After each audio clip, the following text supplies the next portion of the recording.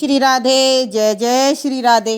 भक्तजनों, आगे की कथा बढ़ाते हुए बताते हैं कि राजा रंतिदेव ने 48 दिन तक भूखे रहने के बाद जब कुछ अन्न भोजन के लिए पाया तो उसे भी एक ब्राह्मण को खिलाकर स्वयं भूखा सो गया। भक्तजनों, ये कथा हम आपको पहले भी बता चुके हैं, पर शॉर्टकट में थोड़ा सा बताते हुए, उस धर्म के कारण उसे मुक्ति प्राप्त हुई। हे राजन, राजा बलि ने वामन भगवान को अपना समस्त राज्य देकर अपना शरीर भी अपने देने को तैयार हो गए। राजा बलि की कथा भी भक्तजनों हमने आपको पहले बताई है। और तीसरी है, राजा शिवी ने कबूतर के बदले अपने शरीर के मांस को काट कर दे डाला। उद्दालक नामक ऋषि ने 8वें महीने भोजन करने पर बैठे तो एक अतिथि आ जाने पर उन्होंने अपना भोजन उन्हें खिला दिया।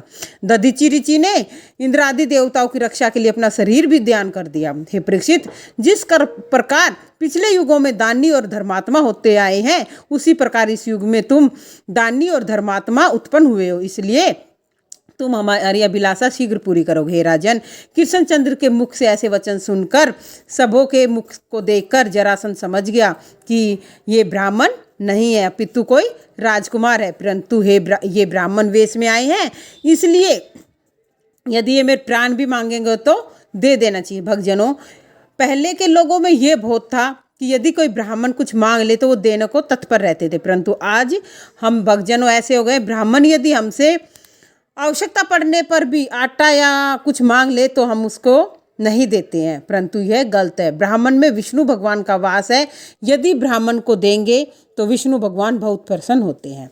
तब उसने श्री कृष्णचंद्र जी से कहा, हे द्विजश्रेष्ठो, पहले आप निष्कपट भाव से अपना परिचय दीजिए, फिर जिस वस्तु की आवश्यकता हो आप मांग लेना।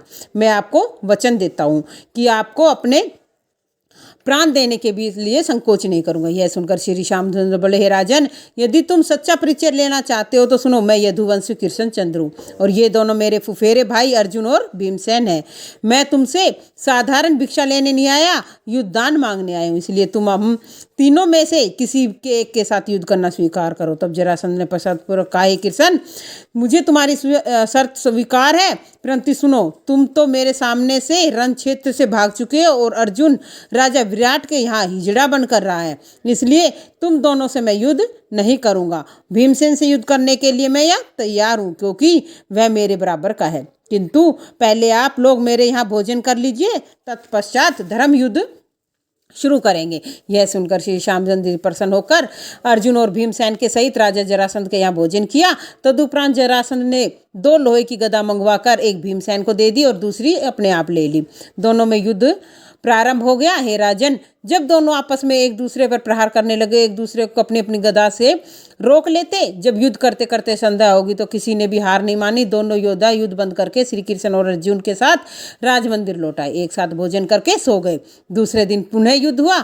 युद्ध करते समय जब किसी की गदा टूट जाती तो दूसरी गदा ले आता। इस प्रकार 26 दिन तक युद्ध चला, परंतु 26वें दिन दोनों की गदा टूट जाने पर मल्ल युद्ध ठहरा।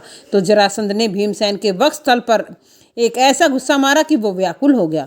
उन्होंने रात के समय श्री कृष्ण जी से ये कहा कि हे भगवान, जरासंध ऐसा शक्तिशाली है, एक ही गुस्से में से मेरी छाती में भयंकर पीड़ा हो रही है, इसलिए कल मैं घर लौट जाऊंगा। यह सुनकर श्री कृष्णचंद्र ने भीमसेन को बहुत धीरज बंधाया और उसके हृदय पर अपना कर कमल फेर कर उसकी सारी पीड़ा को दूर कर दिया। फिर उसे समझाते हुए कि कहा, कल युद्ध करते समय मैं तुम्हें जो संकेत करूं तो उनके अनुसार कार्य करना, तुम जरासंध को मार डालना।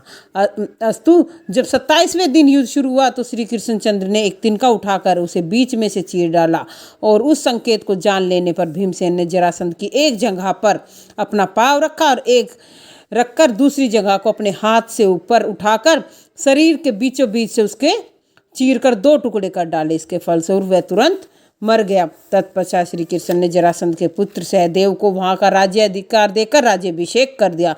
बोलो कृष्ण भगवान की जय हो।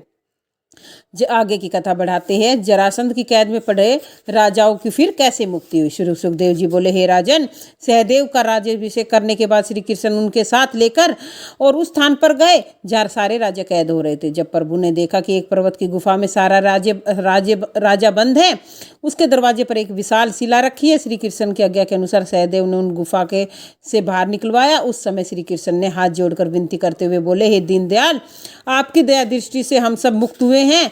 तत्पश्चात सहदेव ने उन राजाओं की हथकड़ी बेड़ी कटवाकर उनका छोर कर्म कराकर सुंदर वस्त्र आभूषण से सुजोषित करके 36 प्रकार के उत्तम भोजन कराए। उस समय वे श्री कृष्ण के हाथ जोड़कर विनय करने लगे। तब मुरली मनोहर ने उनसे कहा कि राजाओं, जैसा दुख तुम्हें प्राप्त हुआ है वैसा ही दुख प्रत्येक अभिमानी को मिलता है। जिस व्यक्ति के मन में मेरे चरणों की भक्ति और स्नेह होता है वही मनुष्य संसार में यश प्राप्त करके अंत में मोक्ष को पाता है। श्री कृष्ण जी ने पुनः बोले, हे राजाओं, राजा युधिष्ठिर तुम्हारे लिए राजसूय यज्ञ कर रहे हैं और तुम्हारे लिए निमंत्रण भेजा है। इसलिए तुम लोग हमारे पहुंचने से पहले अपने घर होते हुए इंद्रप्रस्थ पहुंचकर उनके यज्ञ में भाग लो।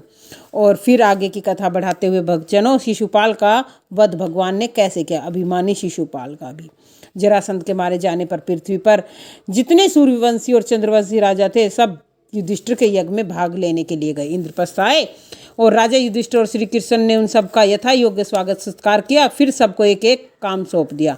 7 द्वीप और 9 खंडों में राजा वहां श्री कृष्ण का दर्शन पाकर अत्यंत प्रसन्न हुए। तदुपरांत नकुल जाकर भीष्म पितामह और दुर्योधन को अपने यहाँ लिवा लाए। वेद व्यास, सुखदेव, नारद, कश्यप, वशिष्ठ, वामदेव, अत्रि आदि ऋषि तथा ब्रह्मा, शिव, इंद्र आदि सभी देवता निमंत्रण पाकर अपनी अपनी स्त्रियों सहित यज्ञ में भाग लेने के लिए आए। शुभ लगन में राजा युधिष्ठिर ने यह करने के लिए अपने हाथों स्वर्ण के हल से पृथ्वी को जोता और साकल्य आदि सभी आवश्यक वस्तुएं मंगवाकर ऋषियों को के समीप रखी। जब यज्ञ आरंभ हुआ तो युधिष्ठिर द्रौपदी सहित गांठ जोड़कर बैठे अग्निकुंड में आहुति देने लगे। इस प्रकार यज्ञ निर्विघ्न समाप्त हुआ। उस समय सब राजा लोग युधिष्ठिर के भाग्य की प्रशंसा करने लगे कि इस समय यह प्रश्न उपस्थित हुआ कि सबसे प्रथम किस देवता की पूजा की जाए। जब जरासंध के पुत्र सहदेव ने उठकर राजा युधिष्ठिर से कहा, हे राजन, भगवान वासुदेव सबसे बड़े हैं और कोई नहीं। ये संपूर्ण सृष्टि के स्वामी और उद्धव स्थिति एवं प्रलय के कारण स्वरूप है। इन्होंने पृथ्वी का भार उतारने की इच्छा से अवतार लिया, इसलिए आप सबसे पहले इनकी ही पूजा कीजिए। सहदेव की बात सुनकर वहां उपस्थित सभी ऋषि मुनि, ब्राह्मण तथा ज्ञानी राजाओं ने प्रशंसा करते हुए यह कहा, हे युधिष्ठिर, सहदेव का कथन सत्य है। तुम सबसे पहले श्री वासुदेव जी की पूजा करो। यह सुनकर युधिष्ठिर अत्यंत प्रसन्न होकर श्री कृष्णचंद्र को सर्वोच्च आसन पर बिठाया और उत्तम वस्त्राभूषण पहनाकर उनकी विधिवत पूजा के उपरांत रतन आदि भेंट देकर, हे प्रभु, आप तीनों लोकों के स्वामी हैं, इसलिए आपको कुछ भेंट करते हुए मुझे संकोच होता है। आप हमें इस भक्ति की भावना जानकर स्वीकार करें। हे परीक्षित, श्री मनोहर की पूजा से सब छोटे बड़े लोगों की प्रसन्नता हुई, परंतु चंदेरी के राजा शिशुपाल को यह बहुत बुरा लगा। कुछ देर तक तो वह अपना सिर नीचा करके बैठा रहा, फिर खड़ा होकर इस प्रकार कहने लगा, हे राजा युधिष्ठिर, इस सभा में भीष्म पितामह, धृतराष्ट्र, बड़े बड़े विद्वान बैठे हुए, परंतु बड़े आश्चर्य की बात है कि तुमने एक बालक के कहने पर कृष्णचंद्र को सबसे बड़ा मानकर उनकी पूजा की है। यह पूजा वैसी ही है जैसे इंद्र का भाग को एक खिला दिया जाए। क्या तुम लोग वही नहीं जानते? श्री कृष्ण ने बहुत दिनों तक वन में गायें चराई हैं और अहीरों के साथ रोटी खाई है।